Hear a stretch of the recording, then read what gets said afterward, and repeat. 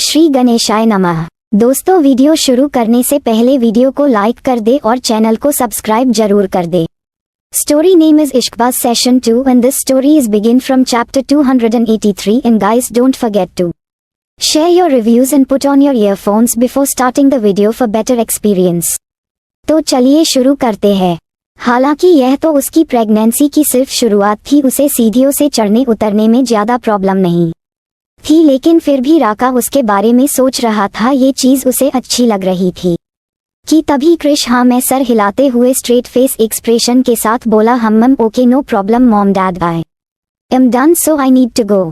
अब वह आशी के पास झुकते हुए उसे अपनी बाहों में उठाने ही वाला था कि तभी अचानक ही हाल में किसी लड़की की मीठी सी आवाज गूंज उठी, hey guys I am here Krish I miss you so much. कहते हुए वह लड़की अचानक ही क्रिश को पीछे से हग कर लेती है और उसके चेहरे को पकड़कर उसके गालों पर किस करती है। यह नजारा देखकर तो आसपास बैठे सभी लोगों की आंखें हैरानी से फैल गई और क्रिश अपनी ही जगह पर जम गया और आशी की आंखें तो फटी की फटी रह गई। और इससे पहले कि क्रिश या आशी को समझ पाते कि तभी वह लड़की मुस्कुराते हुए जल्दी से एना के पास जाकर उसके गले मिलते हुए बोली, hi aunty, how are you निक राका एंड वेयर इज रॉकी।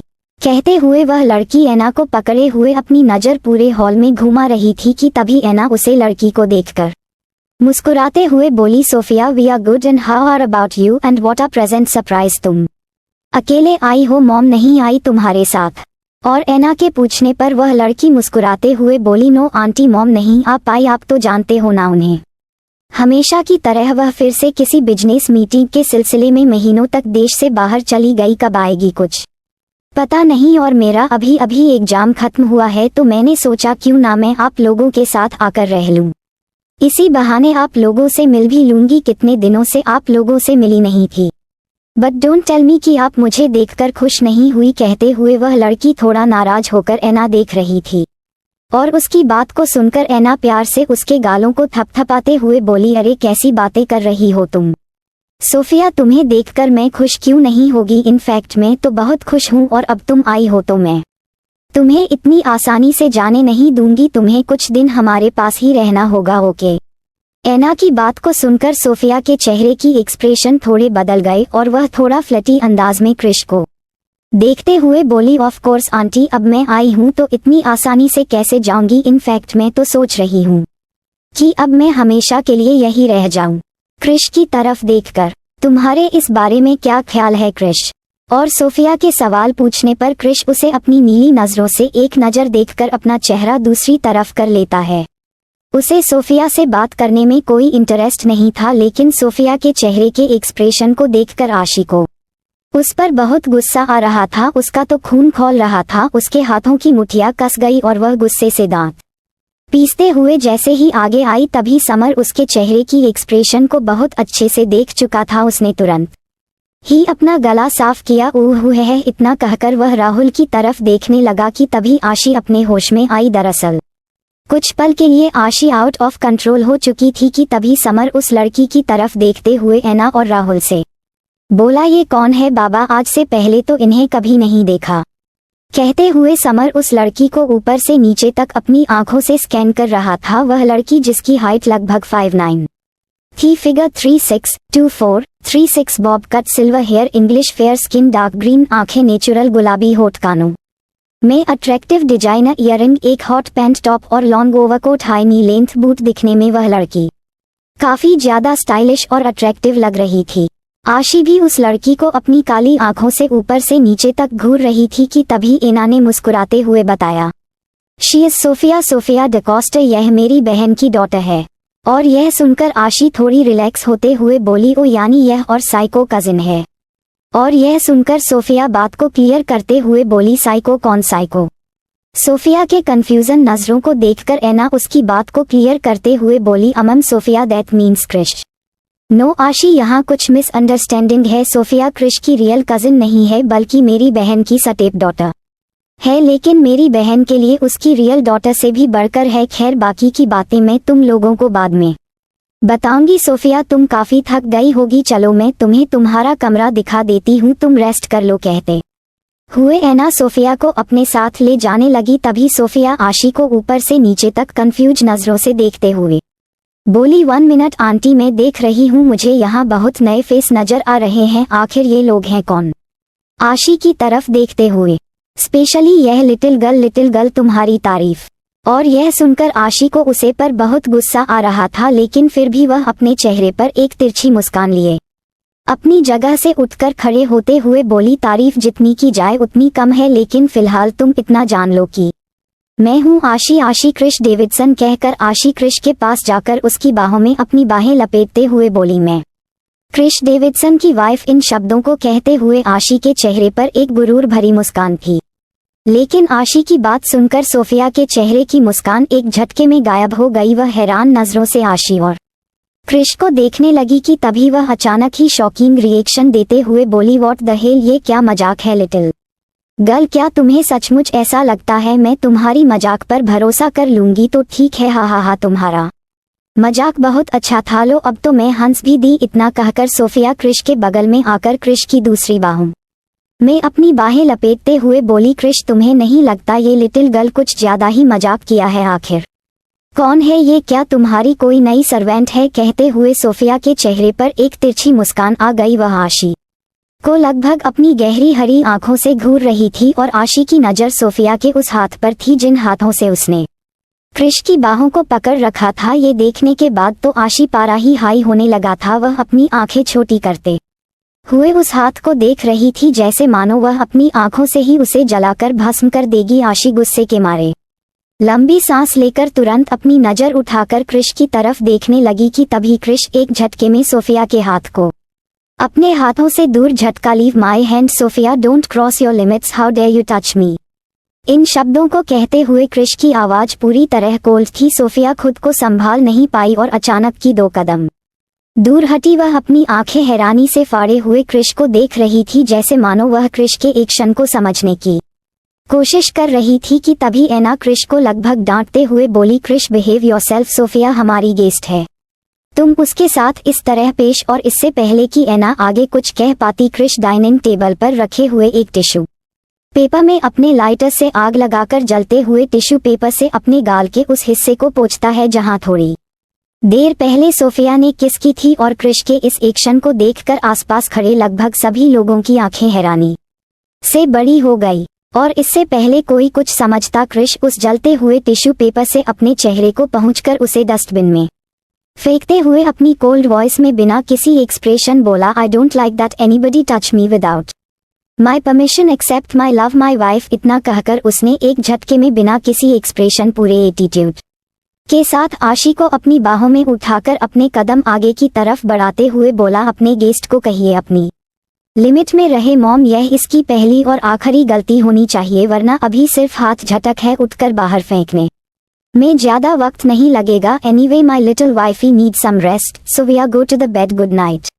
इतना कहते हुए क्रिश के रास्ते ऊपर अपने कमरे की तरफ जाने लगा और क्रिश की बातों को सुनकर सोफिया के तो जैसे पैरों तले जमीन निकल गई और आसपास खड़े लगभग सभी लोग खामोश हो गए, सबकी आंखों में हैरानी के साथ क्रिश के कोल्ड नेचर के लिए एक घबराहट भी थी, लेकिन समर के चेहरे पर एक तिरछी मुस्कान थी, क्योंकि आशी के लिए क्रिश का प्रोटेक्शन सोफिया के चेहरे की रंगत उड़ा चुका था। वह हैरान नजरों से क्रिश और आशी को जाता हुआ देख रही थी कि तभी आशी क्रिश की गोद से हल्का सा चेहरा बाहर की तरफ निकालकर अपनी जीभ निकालकर सोफिया को लगभग चीहा देती है, जिसे देखते ही सोफिया की तन बदन में आग लग गई। लेकिन अगले ही पल आशी मासूम सा चेहरा बनाकर एक बार फिर क्रिश के सीने में अपना चेहरा छुपा लेती है कि तभी समर मुस्कुराते हुए गोरी के साथ अपने कमरे की तरफ जाते हुए बोला, हाँ तो गोरी, अर्ज किया है गोरी मुस्कुराकर। इरशाद क्रिश डेविडसन को अपनी मासूम बीवी का टच बटर सा लगता है। इरशाद क्रिश डेविडसन को अपनी मासूम बीवी का टच बटर लगता है, न जाने क्यों पराई स्त्री का टच उन्हें गटर सा लगता है। वाह वाह वाह वाह, कैसी लगी शायरी गौरी।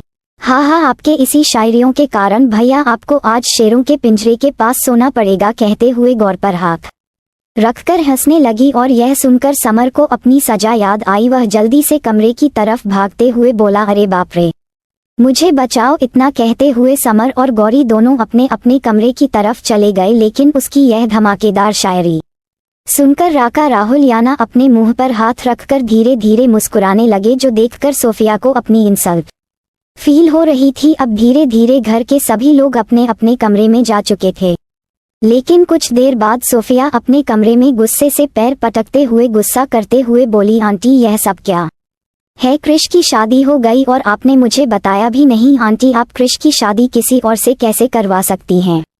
आपको याद है ना, आपने मुझे वादा किया था कि बहुत जल्द आप मेरी और क्रिश की शादी करवाएंगी। इस वाले को करते करते आपने मुझे पूरे 4 साल तक अटका कर रखा, कभी यह कहकर कि वह अपने करियर में बिजी है, कभी यह कहकर कि वह अपने दूसरे कामों में बिजी है और उसकी शादी करने का कोई मूड नहीं है। लेकिन आज मैं ये क्या सुन रही हूँ, उसने उस छोटी सी लड़की से शादी कर ली। आखिर ऐसा कैसे हो सकता है? आंटी, आप अपना वादा कैसे तोड़ सकती हैं? और सोफिया की बात सुनकर है ना मायूसी से उसे शांत करते हुए बोली, सोफिया प्लीज शांत हो जाओ बेटा, ये सब क्यों हुआ और कैसे हुआ ये बहुत लंबी कहानी है, मैं तुम्हें बाद में समझाऊंगी। फिलहाल तुम यही समझ लो कि ये शादी क्रिश का अपना फैसला था और अब वह शादीशुदा है, इसमें मैं कुछ नहीं कर सकती। आई एम सॉरी बेटा, लेकिन तुम टेंशन मत लो, मैं तुम्हारे लिए बहुत अच्छा लड़का ढूंढ कर तुम्हारी शादी करवा दूंगी। फिलहाल तुम कमरे में रेस्ट करो और इसे अपना ही घर समझो, मैं तुम्हारे लिए डिनर भिजवाती हूँ।